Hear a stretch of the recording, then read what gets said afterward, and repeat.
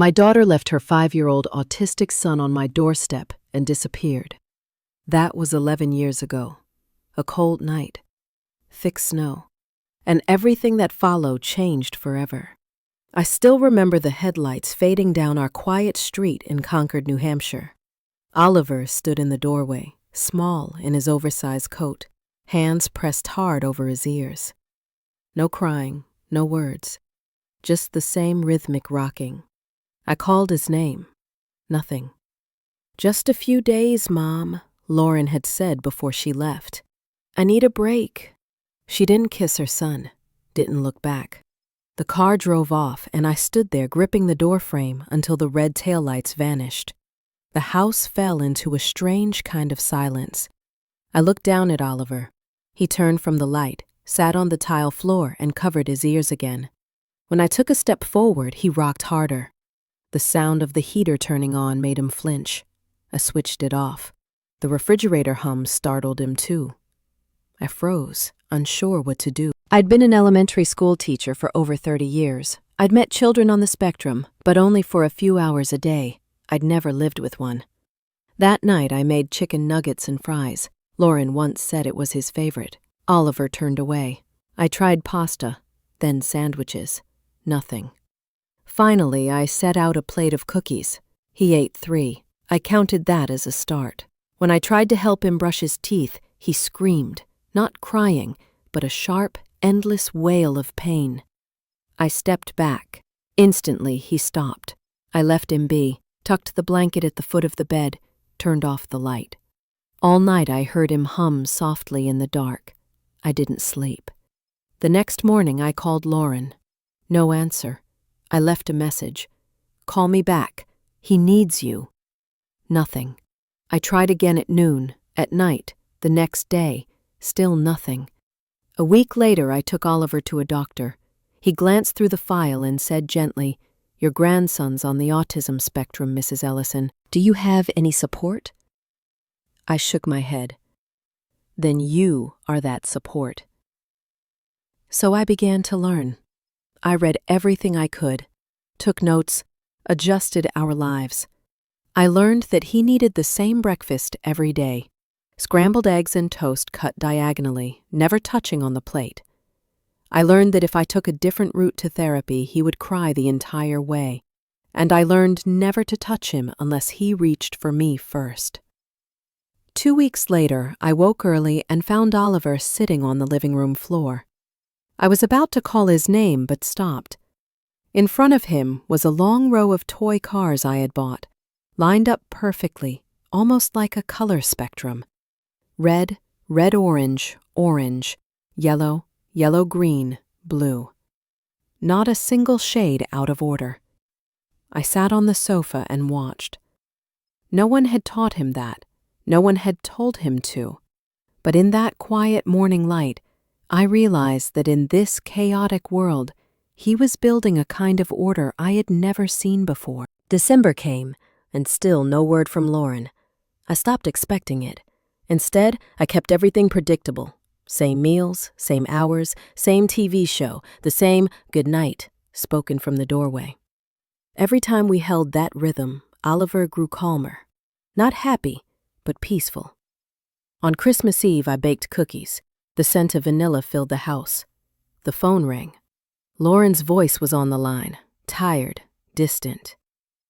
"Mom, I'm not coming back." I stood still. "I'm leaving him with you. I can't do this." Then the line went dead. I called back, no answer. The smell of burnt sugar filled the air. I pulled the tray from the oven.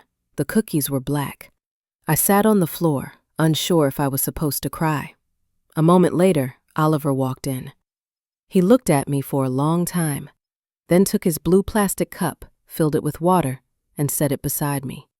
No words, just that. I looked at the cup, then at him, and I understood. Lauren was gone, and from that moment on, Oliver was mine. The following weeks were ruled by routine. Same hours, same meals, same route to town. I turned the house into a place where everything could be predicted. Oliver began to eat more, sleep longer, Each meltdown avoided felt like a small victory. I still called Lauren sometimes, out of habit. No one ever answered. One day, I stopped dialing. I began to understand silence has its own kind of structure, just like the order of his toy cars. I no longer knew whether I was raising a child or being taught how to see the world all over again. I tell this story not to complain, but because that night, when my daughter drove away, I thought I had lost everything. I was wrong. That night was the beginning of everything. Of a child who would one day write code the whole world would listen to. And of an old woman who learned that sometimes love means keeping everything steady, even when the world itself has fallen apart. Top of form. That winter in Concord was so cold, the lake froze solid. I sealed the window frames with duct tape to keep the wind out, yet still heard its hiss through every crack. Inside that wooden house, it was just me and Oliver. The first few weeks revolved around one mission: stability. Any sudden noise could throw him into panic. The hum of the heater, the whistle of the kettle, even a spoon falling onto the counter, each one made him scream, pressing his palms tight against his ears. I turned everything off. I moved slower, quieter. I began keeping notes on every action and reaction. Breakfast: scrambled eggs and toast cut diagonally, never touching. Water, poured only into the same blue plastic cup he had chosen that first week. No other cup would do, not a different color, not a different shape. Oliver never looked at me. He ate in silence, his movement steady and precise. If I changed anything a plate, the light in the room, he'd curl up, shake his head and tap his fingers on the table in distress. So I learned not to change. 2 weeks later, I took him to the therapist the clinic had recommended, a middle-aged woman named Dr. Lynn. Her voice was slow, measured, and she never looked directly at him. "He's trying to understand the world in his own way," she said softly. "Don't fix it. Don't stop it. Just observe."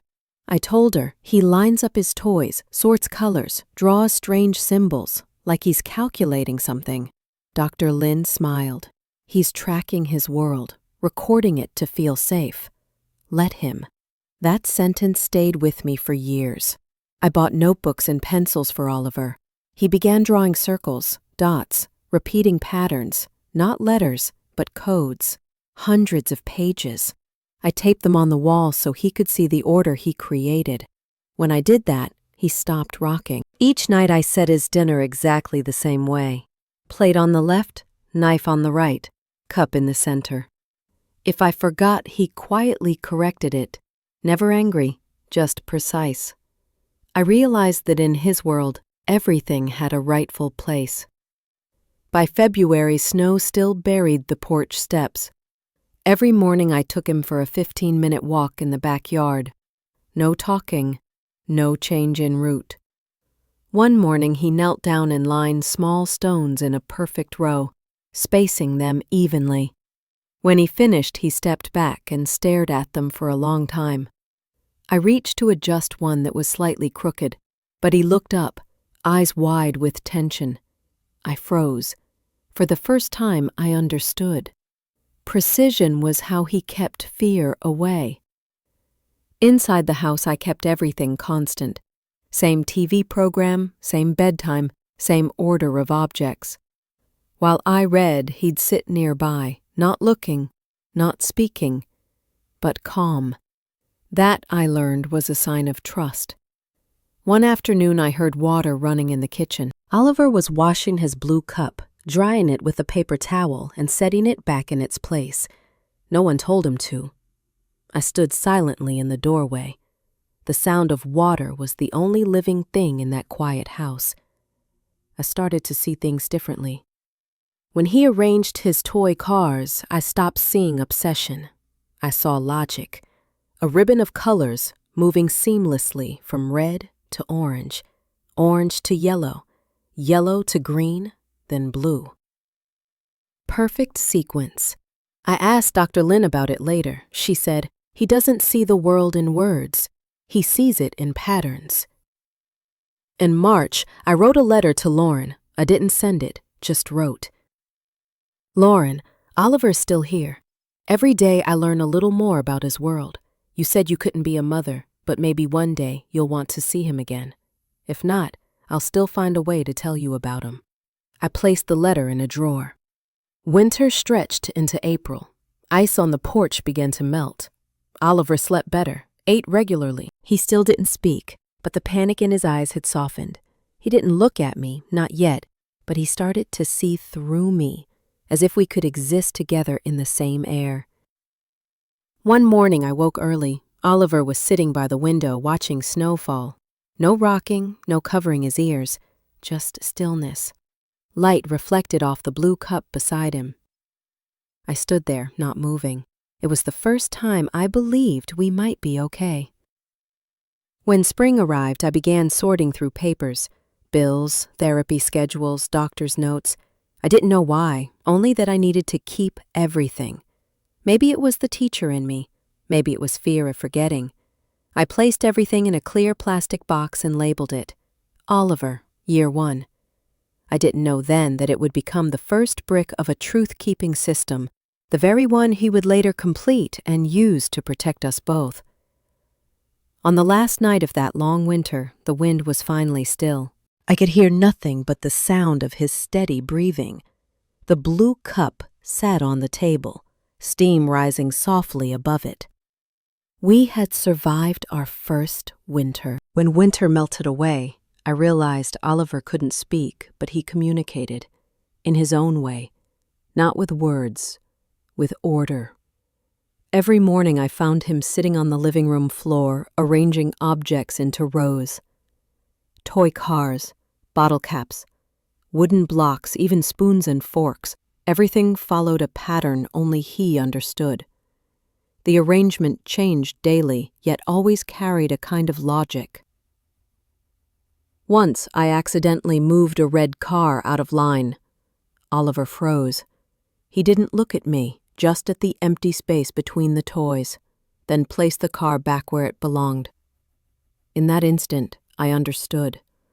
For him, everything had a precise position. I brought my notebook to our next session with Dr. Lin.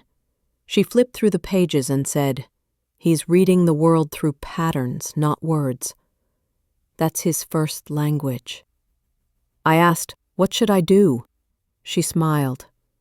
"Let him teach you. Observe. Record. Every pattern is a form of speech." I wrote that down in bold.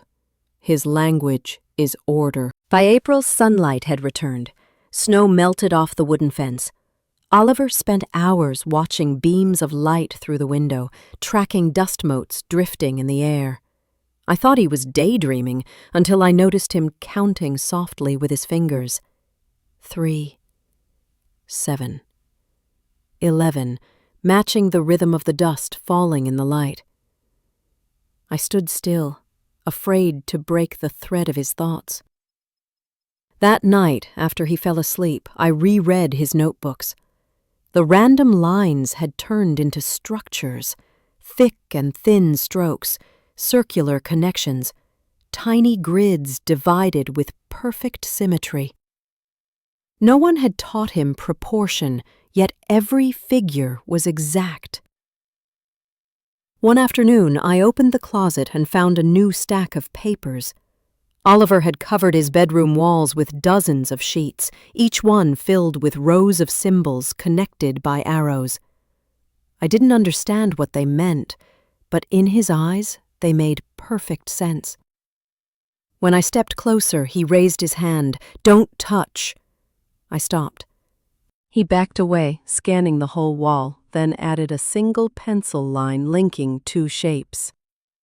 I whispered, "What are you doing, sweetheart?" He didn't answer. He pointed to the drawings, then placed his hand on his chest.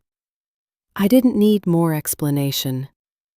That night I called Dr. Lin. She said, "He's recording structure, maybe emotions, maybe events. We don't know yet. But if you want to understand, keep everything. Don't erase, don't alter." So I began photographing every page, every diagram, every arrangement. I labeled them by date, added short notes. I didn't understand them fully, but I knew he was telling stories in his own language. By May, Oliver started typing symbols on the old computer I'd set up in the study. At first, I thought he was pressing keys at random until I saw he was replicating the same patterns from his notebooks. Strings of numbers, slashes, parentheses-like equations with no answers. I sent screenshots to Dr. Lin. She replied, "Don't interfere. If he finds his own logic, that's progress."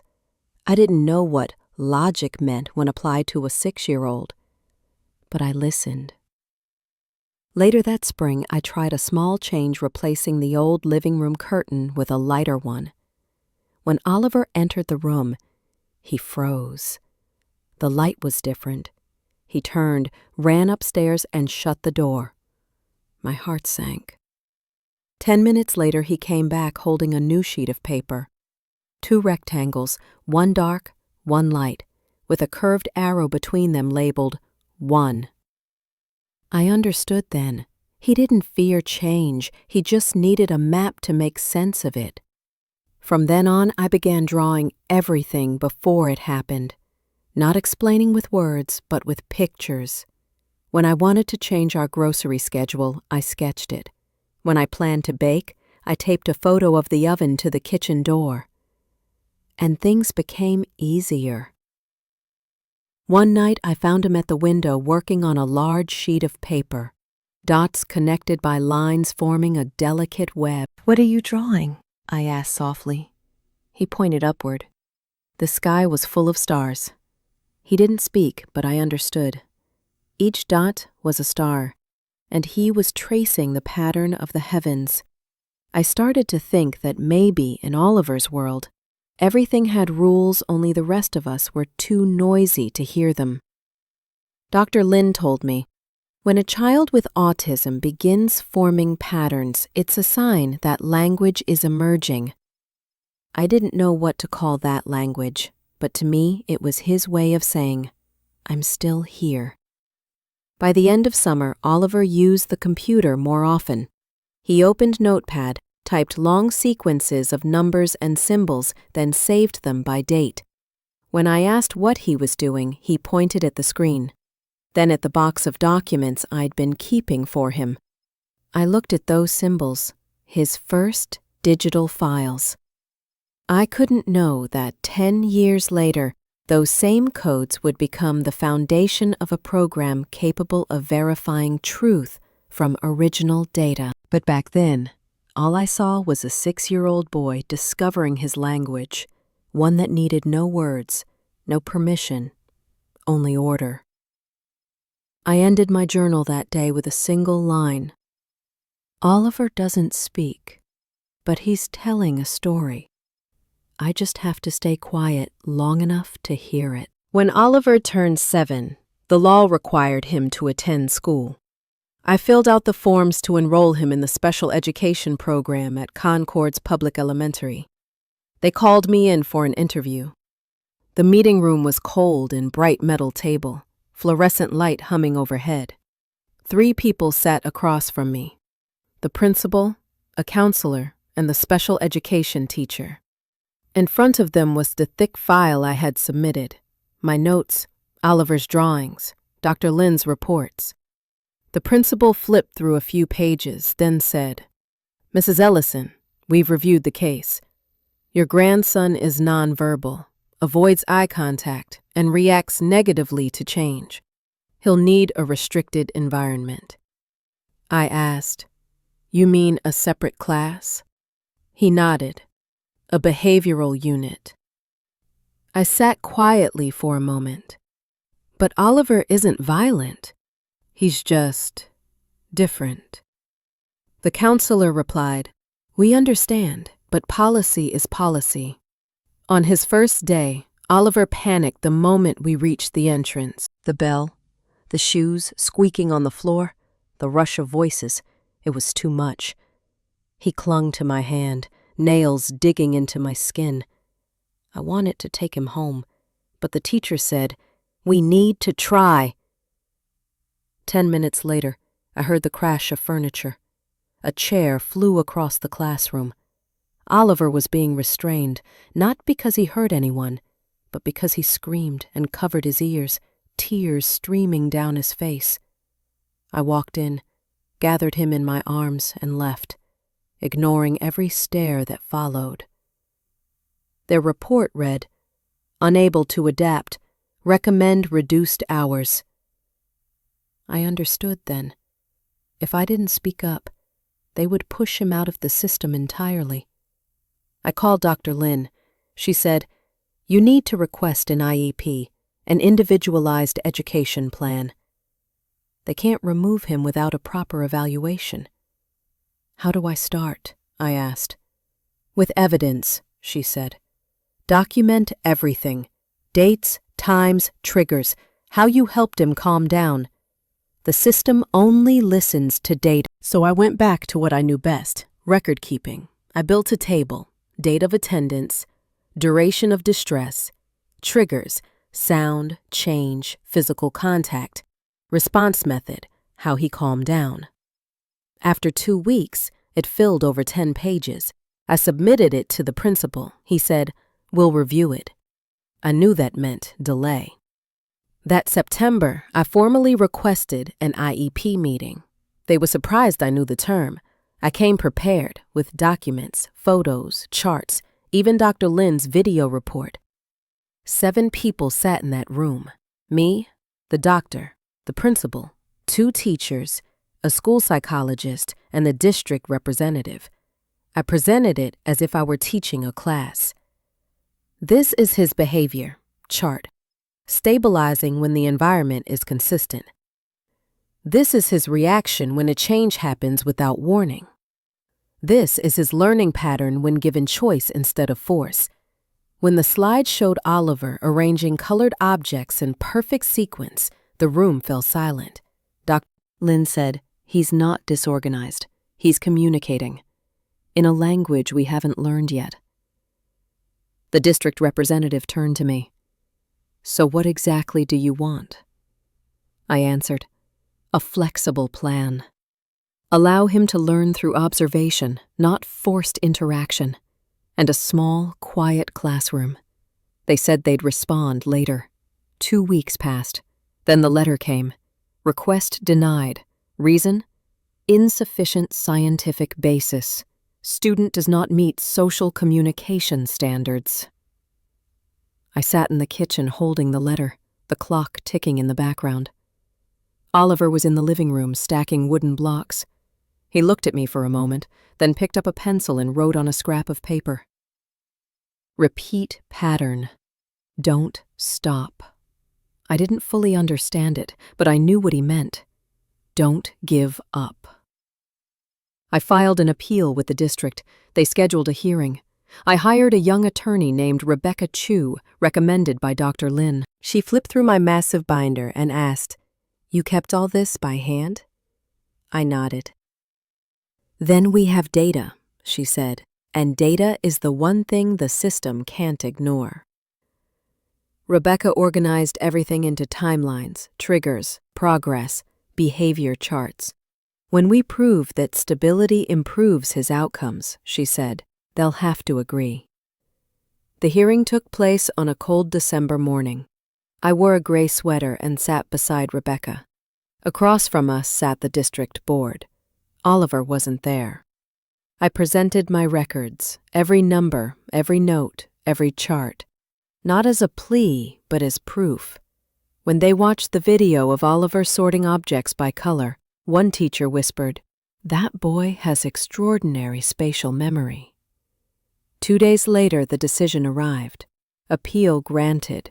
Oliver would receive an individualized education plan, 3 sessions a week, small classroom, soft lighting, and permission to learn by observing. He began writing, drawing, and creating patterns again, and for the first time, I saw him smile when class ended. I realized something. Sometimes teaching a special child doesn't mean changing them. It means changing the way adults see.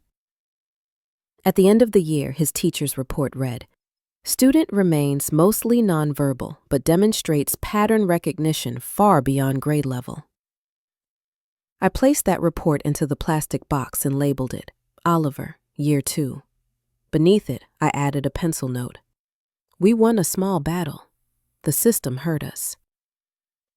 In the years ahead, I would fight many more battles, with laws, with budgets, with prejudice. But that winter, in a small classroom in Concord, a boy began to learn in his own way, and I learned that sometimes data is the language of patience. After the hearing, life with Oliver quietly fell back into its rhythm. But something small shifted in me, something I didn't recognize at first. I began to keep everything, not out of fear of forgetting, but because I realized if you don't record the truth, it disappears. On the kitchen table, I placed a clear plastic box labeled Oliver, Year 2. Inside was everything school letters, charts I'd drawn, the IEP plan, photos of Oliver arranging toys by color, and that small piece of paper where he'd once written, repeat pattern, don't stop. At first, it was just a habit. But after a few months, my kitchen started to look like a small archive. Boxes stacked neatly, numbered, labeled, updated whenever something happened. One evening, Rebecca Chu stopped by with legal documents for me to sign. She glanced around and chuckled softly. "You really keep every single page?" I nodded. If they ever question me, I need proof. She paused, thoughtful. "You know, this is stronger than testimony. It's a chain of evidence. Nobody can argue with data." I had never thought of it that way. But as she said it, I began to understand. This wasn't just memory. It was how we existed in a world that constantly doubted us. That May, the school emailed to say they would reevaluate Oliver's IEP. I printed the email, clipped it to a folder, and added a note in black pen. Received 9:32 a.m. Original saved. At the meeting a week later, they denied ever sending such a notice. I reached into my bag, pulled out the printout with the timestamp and metadata. The room went silent. The principal cleared his throat. Must have been a system error." I smiled faintly. That night I wrote in my notebook, "Data has no emotion, but it remembers everything." Each day, I began documenting Oliver's world. The hours he spent drawing by the window, the moments he turned on the computer, the times he altered his patterns. I sorted everything by date and month. Each plastic box became a chapter of our story, one only the two of us could read. Sometimes I felt like I was back in my teaching days, organizing lesson plans, grading papers by semester. But this time, my student didn't need grades. He only needed a witness. One afternoon, Oliver sat at the old computer. Standing behind him, I saw a folder named Pattern A1. He typed a long sequence of numbers, ending with the word verify. I asked gently, "What are you doing, Oliver?" He didn't answer. He just saved the file and turned toward me, his gaze calm, steady. "Checking pattern?" I guessed.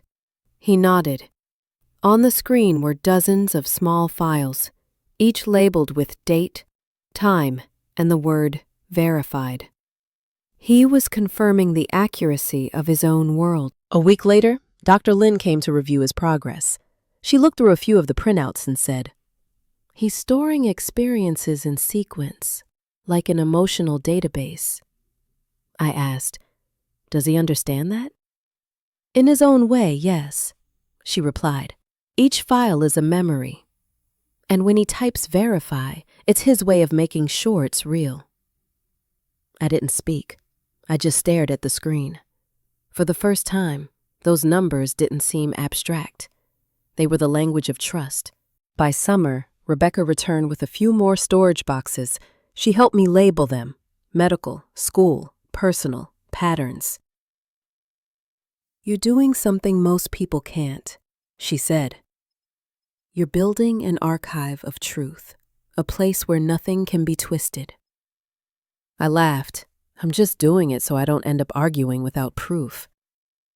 Rebecca smiled, and that's exactly how justice begins. In August, Oliver spread a massive drawing across the kitchen table, lines, symbols, and numbers woven together.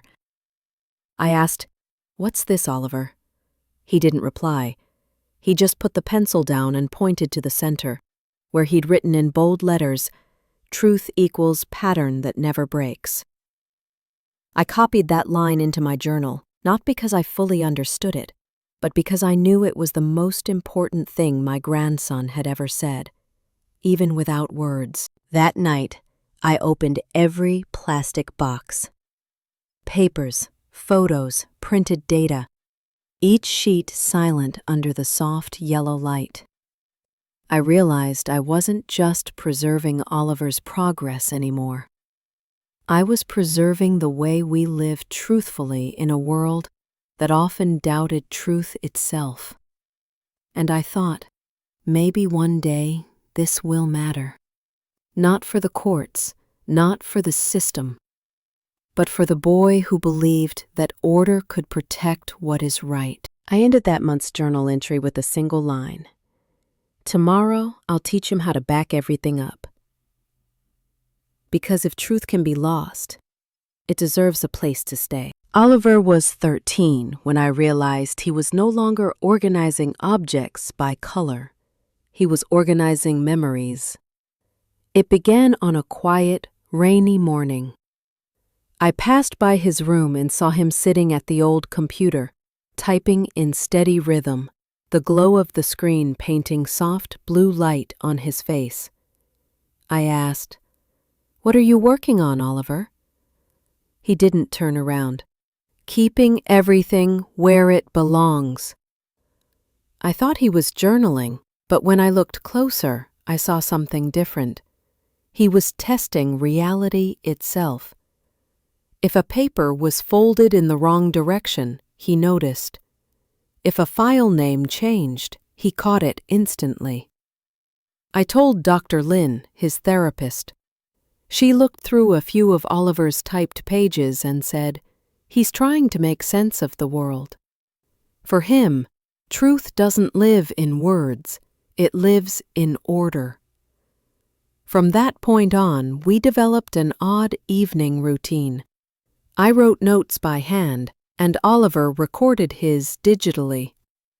I'd write, "April 8th, Oliver made toast. Cloudy day." He'd type, 4/8, bread, gray sky, okay. I once asked him why he always ended with okay. He said simply, "Because that day was real." I didn't answer. Sometimes children have ways of saying things that keep adults awake all night thinking. One afternoon, Rebecca Chu, our lawyer, stopped by for tea. She saw the stacks of binders on my table and laughed. "Mrs. Ellison, you're doing the work of an archivist." I smiled. "No, I'm just trying to live without forgetting." Rebecca shook her head gently. "No, you're teaching Oliver that truth is worth keeping." That sentence stayed with me. Weeks later, Oliver said he wanted to record everything in his own way. I lent him my newer laptop, thinking he'd just reorganize photos. But each day he spent hours at the desk, silent, eyes locked on the screen, sometimes smiling faintly, as if solving a puzzle only he could see. I asked, "What are you doing, Oliver?" He answered without looking up, "Making sure the truth doesn't get lost." Over time, I realized he was building something, a system to prove that an event had truly happened. He never called it software. He called it a way to stop people from bending the truth. I started helping him, scanning old papers, receipts, photographs, therapy notes, anything connected to our lives. Each time I fed a page into the scanner, Oliver would whisper, "Everything has its own story.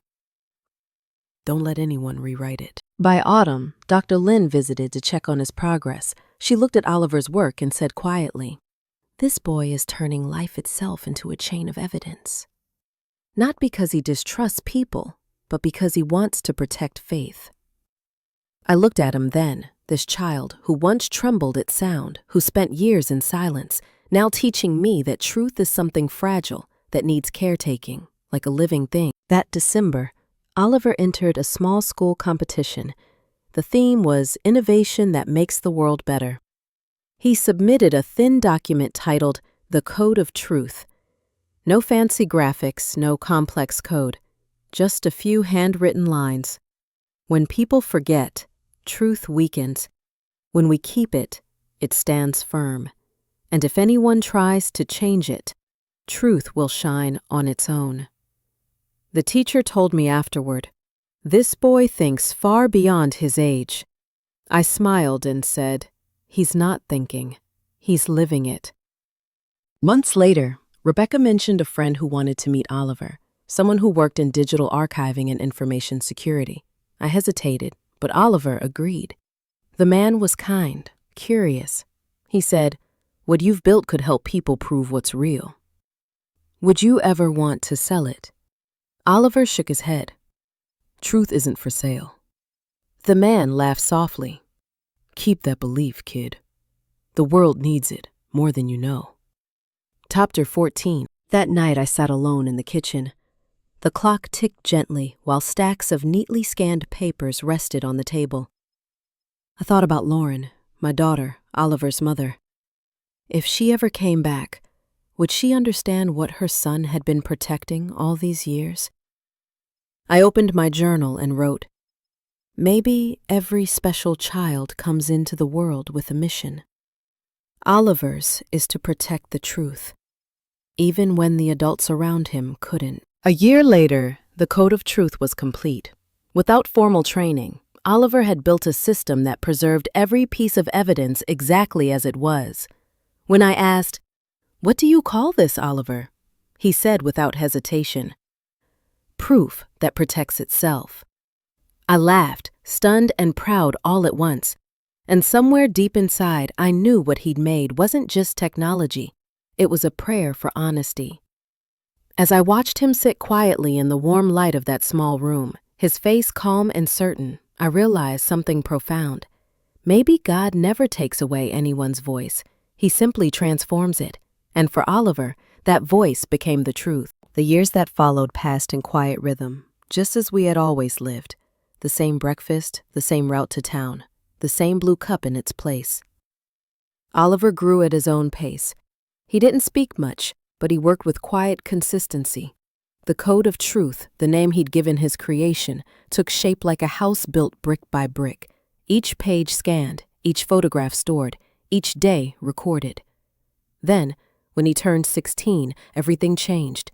Not inside our home, but outside it. Rebecca introduced us to an intellectual property lawyer to review what should be protected. I thought it was just a formality, but after a few meetings, the lawyer said plainly, "This has real value. Organizations are looking for ways to verify whether documents have ever been altered." Oliver only nodded. He chose the simplest option, to sell the ownership outright, not because he wanted money, but as he put it, "I want this finished, so I can start the next thing." I didn't ask what the next thing was. I'd learned his rhythm. Complete one order, then quietly move on. The deal was signed on a clear morning in Concord. When I saw the number on the contract, I had to sit down. $3.2 million.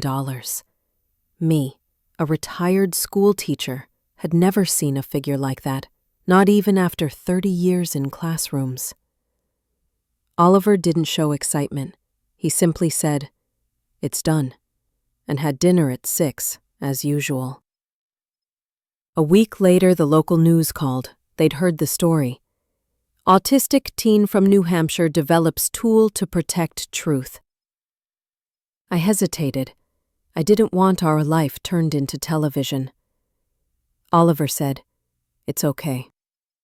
The reporter was a young woman with a gentle voice who asked simple questions. "What does your software do?" "It keeps what's right, right," Oliver answered calmly. "Why did you build it?" "Because people can lie. But paper lies less if you know how to read it." The feature ran less than 3 minutes. They filmed him typing at his desk, a few warm shots of our kitchen, and ended with a small-town story of pride and perseverance. That evening, we watched it together. Oliver said nothing. He turned off the TV, rinsed the blue cup, and set it back in its place. 2 weeks later, the doorbell rang on a gray Tuesday afternoon. I was wiping the kitchen counter. The smell of soap still hung in the air. When I opened the door, Lauren was standing on the porch. Beside her stood a man in a dark suit carrying a briefcase. My hand froze on the doorknob. "Hello, Mom," Lauren said evenly. Her face was older, sharper, her voice composed. The man handed me a business card. David Clark, attorney at law. My heart pounded. I couldn't bring myself to say, "How are you?" or "Come in." Behind me, Oliver appeared, silent, standing one step back. He looked at Lauren not with anger, not with affection, just the calm, analytical gaze of someone studying a new object in a familiar room. "I need to discuss Oliver's situation," David said. "It's necessary and important." I stepped aside. "Come in." We sat at the kitchen table, the same table that had seen every meal, every document, every note for 11 years. Lauren sat upright, her hands folded. David opened his briefcase and laid out a thick folder. Stamped papers, notarized statements, signed affidavits, all painfully official. "My client," he began, "never relinquished her parental rights. She has provided financial support, visited when possible, and maintained contact. Now that Oliver possesses substantial assets, she intends to reinstate financial guardianship and arrange appropriate care until he reaches 18. I stared at the documents. They showed bank transfers, visitation logs, co-guardianship agreements, all stamped, all notarized, and signatures that looked exactly like mine. Everything looked real. "This is fabricated," I said, my voice breaking. "She hasn't called since that Christmas. She hasn't sent a cent. She never came back." David's tone didn't change. "If you have proof, we'll review it. If not, the court will rely on these official records." I turned to Oliver. He sat still, hands resting on his knees, eyes fixed on the folder, calm, almost analytical. Then Lauren spoke, her tone softer but her eyes unyielding. "Mom, I know you've done so much for him, but I never abandoned him. I just wasn't well. I sent money, I called, I kept things safe. Now I want to do my part, the right way." My mouth opened, then closed again. I had boxes full of notes, journals, receipts, phone logs, but not a single legal document naming me as his guardian. I had never thought I'd need one. I'd just done what had to be done. "We'll contact our attorney," I said. David nodded. "We'll file this week." They stood. Lauren looked at Oliver for one brief second. He didn't look away. There was no embrace, no tears, no apology.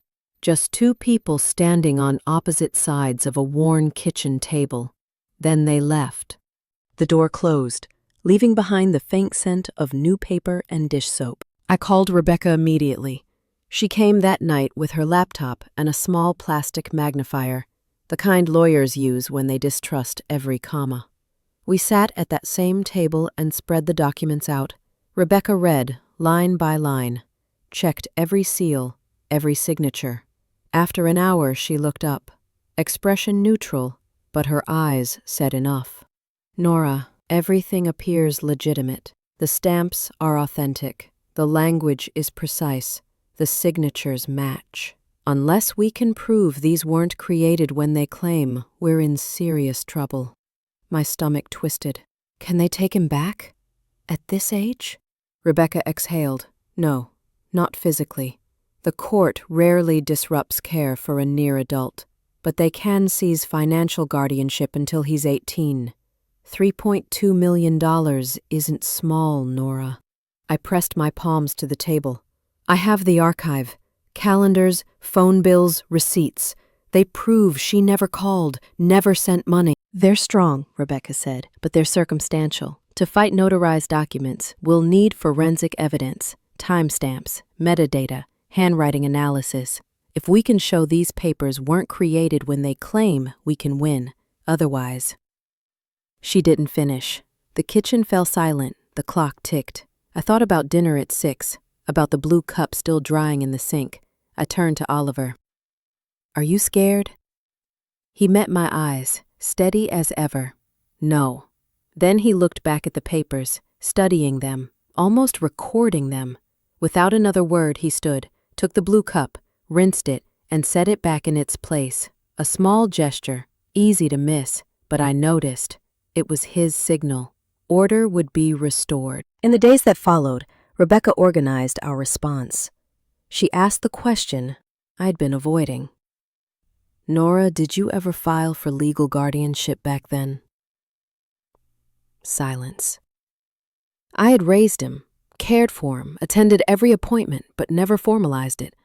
I thought love and daily routine were enough. No, I said quietly. Rebecca didn't scold. Then we'll make truth our defense. And we'll find a way to make it heard. The night before the hearing, I couldn't sleep. I sat at the kitchen table surrounded by open boxes. Paper calendars, grocery receipts, phone records, unsent letters. 11 years of proof. She hadn't called. She hadn't sent money. She hadn't come back. From Oliver's room came the faint glow of light, the rhythmic clicking of keys, steady, precise. I didn't ask what he was doing. I'd learned by now, sometimes not asking is how you let someone finish what they were meant to do. By dawn, I made tea. Oliver came out wearing a pressed shirt, his posture straight. He sat quietly at the table, hands folded. At court, just answer simply, I said, mostly to myself. No emotion, no argument. He nodded. As I gathered the files, my hand brushed the blue cup. The ritual steadied me. Before we left, I looked at him. Oliver. He raised his eyes. I wanted to ask, what if we lose? But I couldn't. I didn't want to put that weight on him. He held my gaze for a second, then said softly, "Let them talk." I froze. What? He repeated, calm and firm. Let them talk. No explanation. He stood, put on his coat, and opened the door. Outside, the air was cold and still. I followed him, saying nothing. Inside me, something settled, a strange, quiet calm that only comes when you've done everything you can. We got in the car. The road to the courthouse was familiar. Left at the market, straight past the library, stop at the second light. My hands gripped the steering wheel. Oliver looked out the window, not nervous, not waiting, just ready, and I understood. Let them talk wasn't surrender. It was faith. Faith in order, in structure, in truth finding its place. That morning, the door to a new chapter opened. A courtroom of cold light, stamped papers, echoing voices, and the sound of a gavel striking. We walked in. I clutched the bag holding a lifetime of records. Oliver walked beside me, calm as ever. The rest was their turn to speak.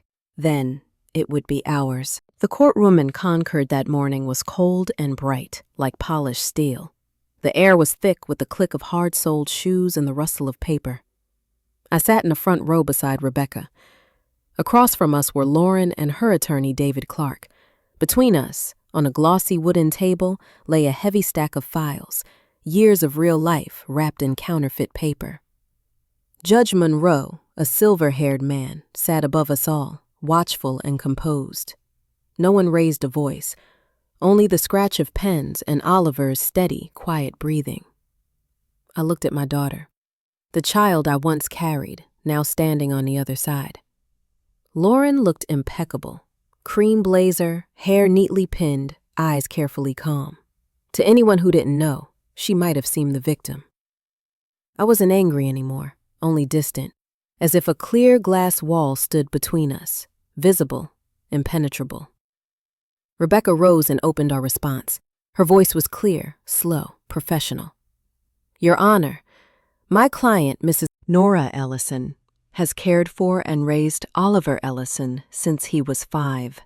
There is no reliable evidence that Ms. Lauren Ellison provided support or fulfilled parental responsibilities in the last decade. David Clark stood. We have evidence bank statements, wire transfers, and notarized instruments recognized by the state. He placed a thick stack on the table like heaving a brick. The judge took it, turned a few pages, and asked, "Where were these documents notarized?" "In the state of Maine, Your Honor," David said. Rebecca glanced at me. In that look, I saw it may be a way through.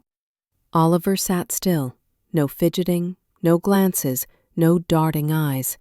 Hands resting on his knees, gazed down at the table. When asked a question, he answered in short, even phrases. Who cared for you during these years? My grandmother. Did you receive visits or calls from your mother? No. Do you feel safe living with your grandmother? Yes. Each answer landed like a small tap of a gavel, quiet, but carrying across the room. I saw David shift in his chair. Lauren pressed her lips together. Rebecca continued. Oliver, do you understand what your mother is requesting? He looked straight at Lauren, unflinching. She wants back what she left. Silence filled the courtroom. I could hear the minute hand moving on the clock. The judge looked up at Oliver, then back down to his notes. That afternoon, Rebecca called our technical witness, a document examiner who had worked with government agencies. He reviewed Lauren's filings. He spoke slowly, measuring each word. These notary stamps are authentic, but the specific seal used here was not in circulation until 2017, while the documents are dated 2013. The ink formulation and statutory references do not match the period. The records are fabricated, sophisticated, but still fabricated. David erupted. We request a continuance to conduct further review. Judge Monroe raised a hand. No need. I've heard enough. I didn't look at Lauren.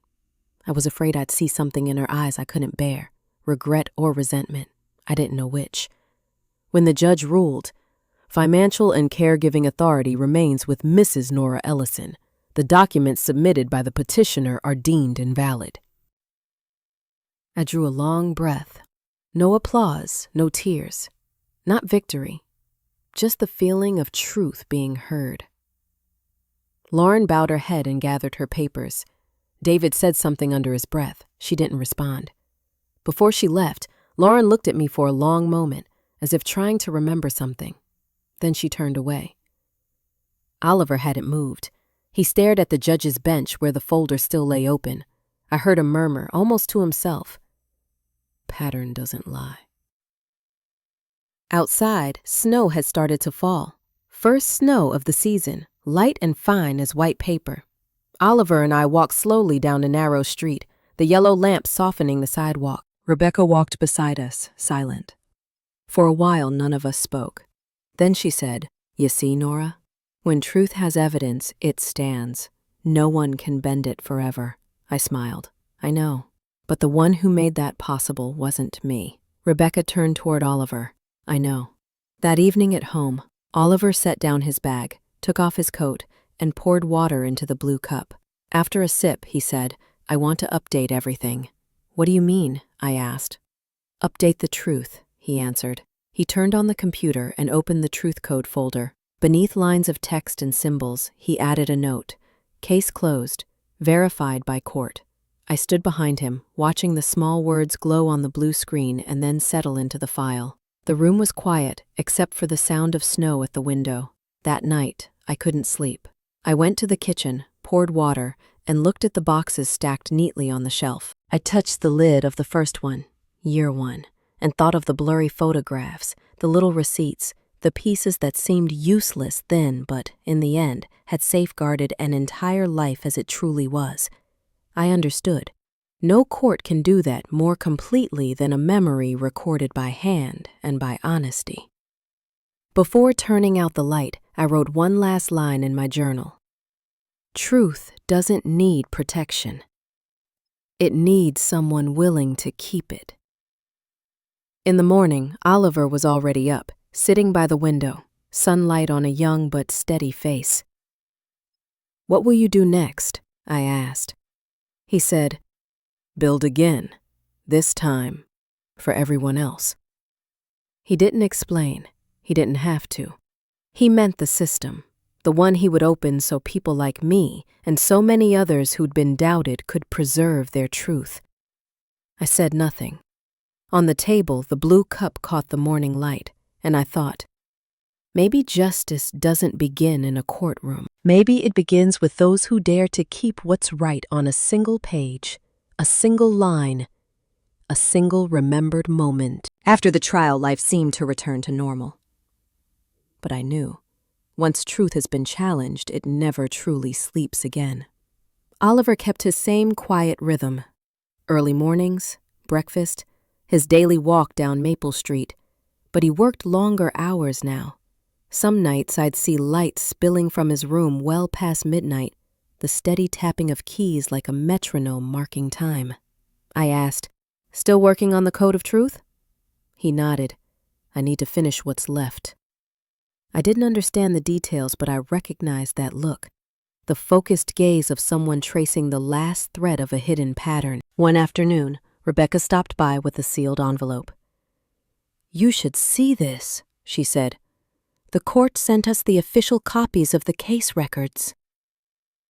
We opened it together at the kitchen table. In the middle of the stack, there was a thin insert clipped to one page. Rebecca spotted it first, then looked up, eyes bright. "Nora, do you realize what this means?" I leaned in. Beneath the notary seal, printed in small gray text, was a document ID, a long string of repeating characters. Rebecca whispered, "That's not a notary code. It's a verification pattern from Oliver's Code of Truth." I froze. "You mean..." "It means that before those documents were ever altered, Oliver had already scanned and tagged the originals.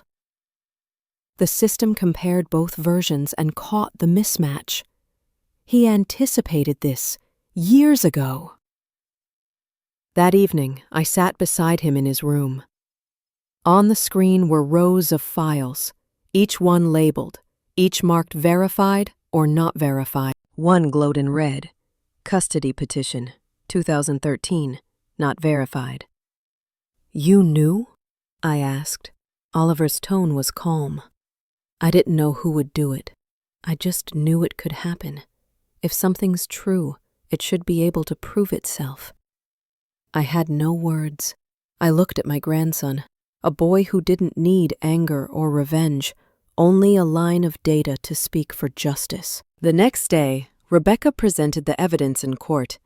Judge Monroe examined it carefully, then said, "This system verifies document integrity beyond our current standards.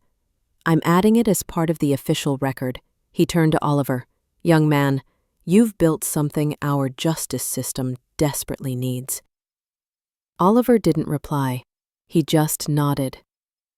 On the way home, I asked Rebecca, "Without him, this could have ended differently, couldn't it?" She smiled. "Maybe. But I think what matters is that he didn't do it to win. He did it so no one else's truth would ever be rewritten. That stayed with me for a long time. Lauren never came back. But weeks later, I received a small envelope with no return address. Inside was a note, just a few lines. I'm sorry. I don't deserve to be his mother. But thank you for not letting me erase him, Lauren. I sat there for a long time. No tears, no anger.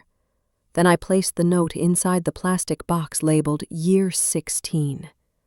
Because even late, it was still part of the truth. The following March, Code of Truth received its official copyright. Oliver declined every offer to commercialize it. He said simply, "I don't want it used to control people.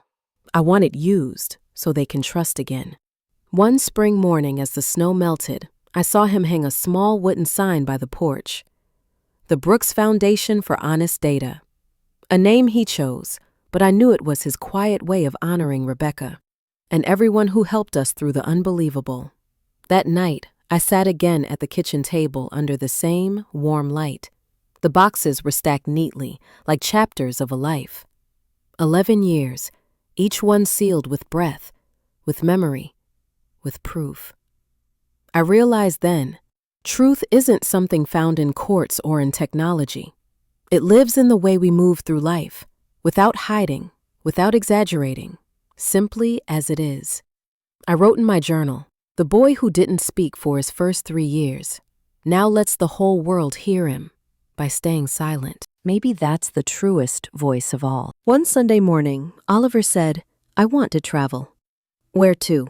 I asked. "To places where people don't trust each other anymore." "And why?" He smiled, that rare, gentle smile that always made me pause. "To teach them how to remember." I nodded. I didn't stop him. That afternoon, I cleaned the kitchen, wiped the shelves, and organized the boxes once more. On the table, the blue cup still stood, glowing in the soft winter light. I placed my hand on it and felt warmth. For the first time in years, I wasn't afraid the truth might disappear. Because I knew it was alive in that boy and in every piece of the life we had lived honestly. It has been nearly 2 years since the trial ended. Everything in our little Concord house remains as it always was. The cream-colored walls, the old wooden table, and the blue cup resting in its usual spot under the window where morning light pours in. Oliver is 18 now. He's taller than me by half a head, still quiet, still taking his daily walks along Maple Street. But he's no longer just my autistic grandchild. He's become the young man who built something the world is beginning to talk about. A quiet system that has made people rethink how they keep promises, preserve evidence, and live truthfully. Letters arrive often. Some say, because of your grandson, we proved who altered our child's care records. Others write, my son was falsely accused at school, but Oliver's system showed the truth. I read those words with a heart that feels both light and heavy. I don't know if the world has truly changed, but I know the boy I once held on that first snowy night has grown up, and the truth we once kept inside a plastic box is now helping others hold on to theirs. One spring morning, the kitchen smelled of freshly baked bread. I brewed tea and poured it into the blue cup. Oliver was sitting on the porch, gazing out at the pale horizon, wind brushing through his hair. "Do you regret turning down the big companies that wanted to buy Code of Truth?" I asked. He shook his head. "No. If I sold it, it would become a weapon. I want it to stay as a reminder." "A reminder for who?" He turned to me with a soft smile. "For all of us. That truth still matters." That summer, I helped him pack for Boston. A university had invited him to join a research group on ethical data systems.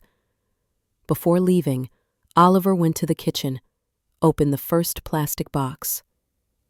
Year 1. He took out a small photograph. A 5-year-old boy staring straight into the camera, clutching a stuffed bear. He smiled, just faintly, then placed the photo back and closed the lid carefully.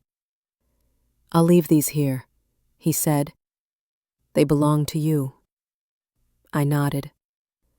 There are things that don't need promises.